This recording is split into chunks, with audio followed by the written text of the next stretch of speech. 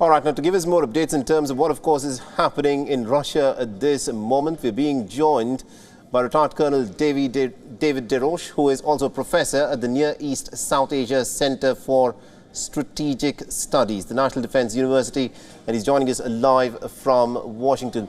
Now, Colonel De Roche, this is almost something that no one expected. You know, we've heard Yevgeny Prigozhin go on rants where he'd accused the Russian army and especially the defense minister and the generals of not supplying enough arms and ammunition and supplies for the Wagner group. But what we are witnessing at this moment is quite clearly a mutiny. How does Vladimir Putin even begin to deal with this? He's going to have some challenges. One of the advantages he has is that of distance. You know, Russia is a hyper-centralized state, and really there's only two cities that matter, Moscow and St. Petersburg. So if Prigozhin controls Rostov-on-Don, that's something he can put to the side and deal with when he masses his forces. His focus in the short term will be to prevent Wagner from making its way to Moscow. As your report noted, morale in the Russian forces is uncertain. It remains uncertain if any Russian army or Ministry of the Interior forces will fight seriously against Wagner forces, but as the column moves from Voronezh towards Moscow, air power might be used. And we've seen pictures of barricades being set up in Moscow. There are reports that former Wagner fighters are being taken into custody on the off chance that they might be in position in places like Moscow to rise up.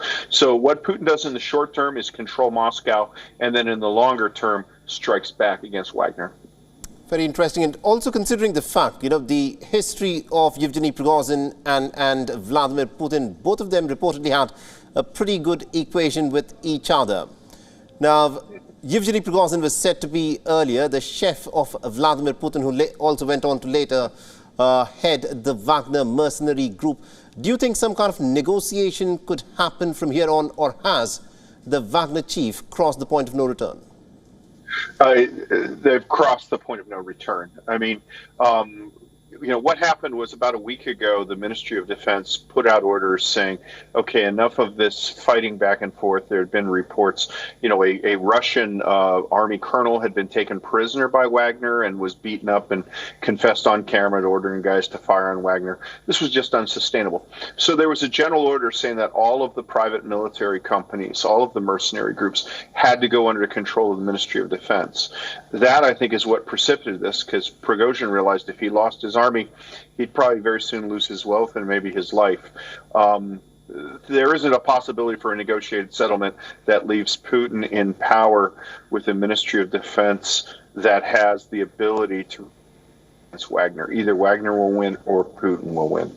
And also my last question to you, what does this do for the war that is presently underway in Ukraine? How does Russia, on the one side, fight this mutiny, and on the other, also stave off the Ukrainian forces who are staging a counteroffensive? Yeah, well, obviously it damages them.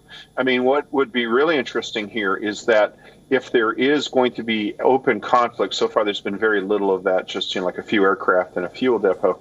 But if there is open conflict, it will be destroying, they will be fighting over exactly the supplies, the ammunition, the fuel that's needed to support the war in Ukraine.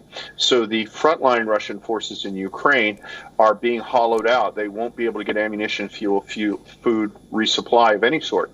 I think that in the short term, the Ukrainians are wise to just keep quiet, because inevitably, if this conflict heats up, one side will accuse the other of providing support to Ukraine. So I think Ukraine waits for the Russian forces to further hollow themselves out, and then will probably attack a much weakened Russian force in the front line. Very interesting. Thank you very much indeed there, Colonel David De Roche, for joining us and getting us all those insights there. Thank you.